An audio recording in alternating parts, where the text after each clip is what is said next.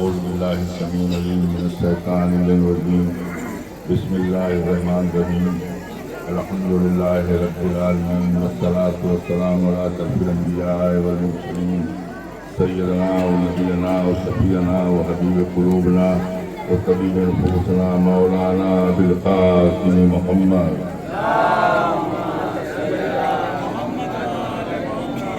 وعلى الطيبين الطاهرين المعصومين المظلومين ولعنة الله على أعدائهم أجمعين. بسم الله الرحمن الرحيم. قال رسول الله صلى الله عليه وآله وسلم حسين مني وأنا من الحسين.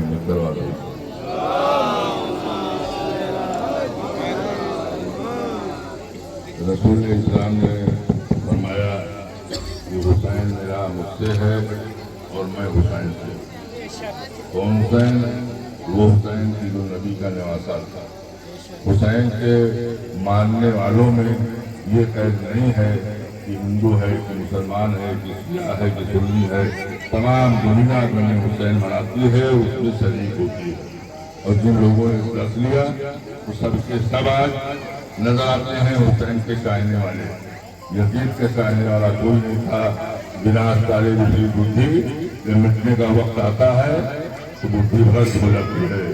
یزید کو یہ تھا کہ حسین سے ٹکرائیں گے, حسین سے جنگ کریں گے تو میرا ہی نام ہوگا. لیکن حسین جانتے تھے کہ جو بھوک و پیاس کو اس میں ہم قربانی دے رہے ہیں وہ قربانی پوری دنیا میں عام ہو جائے گی اور لوگ ہمیں حسین منائیں گے. یہ سروت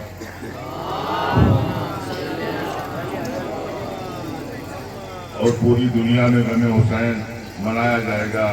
یہ وہ حسین ہے جس سے شیعہ راضی, سنی راضی, یہودی راضی, نصرانی راضی, ہندو مسلمان سب حسین سے راضی ہیں.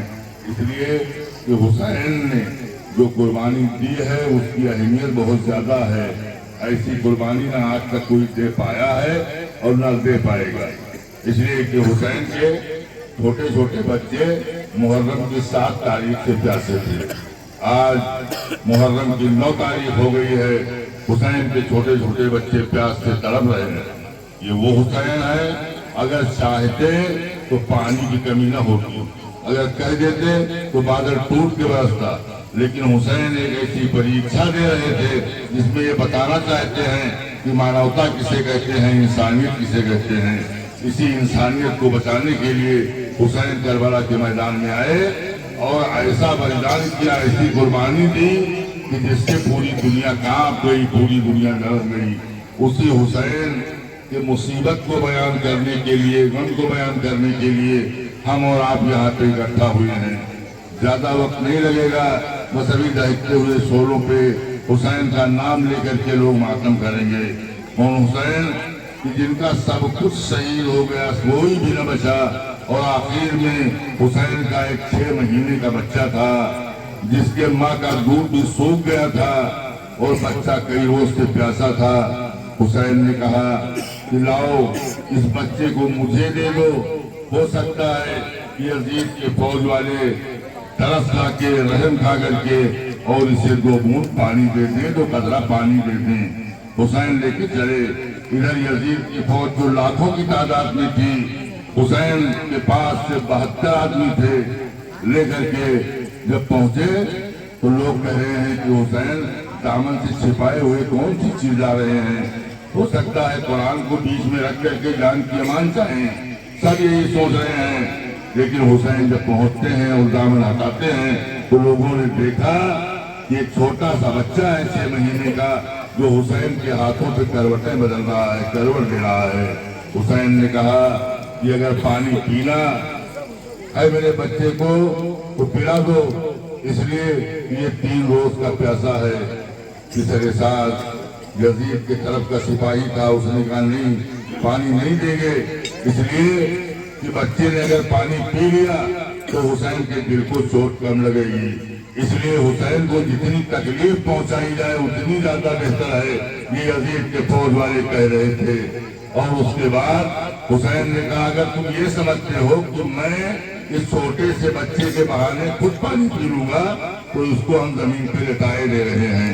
وہ کربلا کی جلتی ہوئی دھوپ، اور حسین نے لٹایا اور پائٹی پیر کے پاس کپڑا لگا دیا، اس لیے کہ حسین جانتے تھے کہ اگر پیاس سے تڑپ کے بچہ اپنی اینڑیوں کو رگڑے گا تو وہاں سے پانی کا پھوارا پھوٹ پڑے گا، چشمہ پھوٹ پڑے گا، اس لیے کہ اس سے پہلے اسماعیل نے قربانی دی تھی اور ان کے پانی کے پیر کے رگڑنے سے جو پانی پیدا ہوا اسے آج آب زمزم کہتے ہیں۔ تو حسین نے احتیاط برتا۔ اب اس کے بعد حسین نے دیکھا کہ بچہ جلتی ہوئی دھوپ میں کروٹیں بدل رہا ہے، آگے بڑھ کے بچے کو اٹھا لیا۔ یزید کی فوج والے کہتے ہیں اے حسین، ہم تمہارے بچے کو پانی پلا دیں گے، لیکن بچے سے کہو کہ وہ اشارہ کرے کہ ہم پیاسے ہیں، ہم بھی تو سمجھیں۔ حسین نے کہا اے علی اصغر، اپنی پیاس ان ملعونوں پہ ظاہر کر دو۔ علی اصغر نے اپنی اینٹھی ہوئی چھوٹی سی زبان نکالی اور پپڑائے ہوئے ہونٹوں پہ پھیرنا شروع کر دیا۔ یہ وہ منظر تھا، یہ وہ سین تھا کہ جسے دیکھ کر کے دشمن بھی رونے لگے کہ نہیں، پانی حسین کے بچے کو ملنا چاہیے، پلا دینا چاہیے۔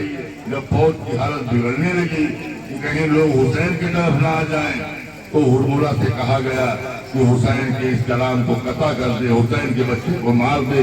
3 بھار کا تیر تھا، اتنا بڑا تیر تھا کہ جس کا وزن زیادہ تھا اور بچے کا وزن کم تھا، ویسا تیر لگایا گیا کہ بچہ حسین کے ہاتھوں پہ خون اگل دیا، اور اس کے بعد حسین بچے کو لے کے آگے بڑھتے ہیں۔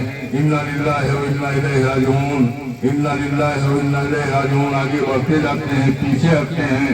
آخر حسین بچے کو لے کے اپنے خیمے میں پہنچے۔ اب جو خیمے میں پہنچے تو حسین کی 4 سال کی بچی دوڑ کر کے آتی ہے اور کہتی ہے کہ بابا آپ بھائی کو پانی پلا لائے۔ میں کہتی تھی نا کہ وہ لوگ پانی دے دیں گے، اے بابا کیا میری بھی پیاس بجھاؤ گے؟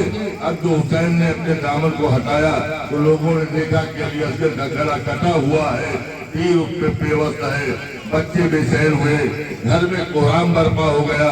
اس کے بعد حسین نے کیا کیا؟ حسین نے علی اصغر کو لیا اور میدان کربلا میں اپنی تلوار سے قبر علی اصغر کھود رہے ہیں، علی اصغر کی قبر کو کھود رہے ہیں۔ ایک بار رونے کی آواز آئی، حسین ادھر ادھر دیکھتے ہیں، کوئی نظر نہ آیا۔ اب کیا دیکھتے ہیں کہ وہ تلوار جس سے حسین قبر کھود رہے تھے علی اصغر کی، اس سے رونے کی آواز آ رہی ہے۔ حسین نے پوچھا کہ تو کیوں رو رہی ہے؟ تلوار نے کہا کہ میں جانتی تھی کہ مجھ سے آپ جنگ کریں گے، ہم یہ نہیں جانتے تھے کہ ایسا کام آپ کریں گے۔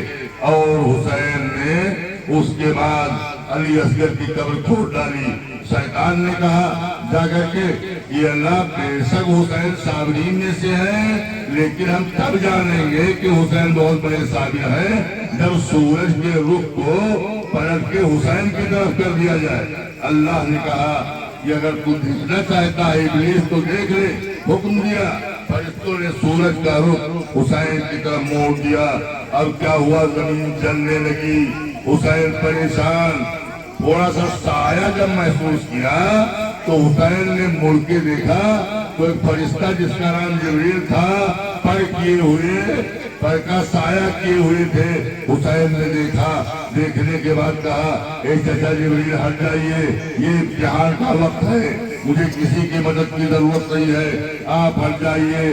اب جو ہٹتے ہیں، حسین علی اصغر کو دفن کرنے کے بعد حسین کے پاس کچھ نہیں بچتا ہے، حسین کا پورا گھر شہید ہو جاتا ہے۔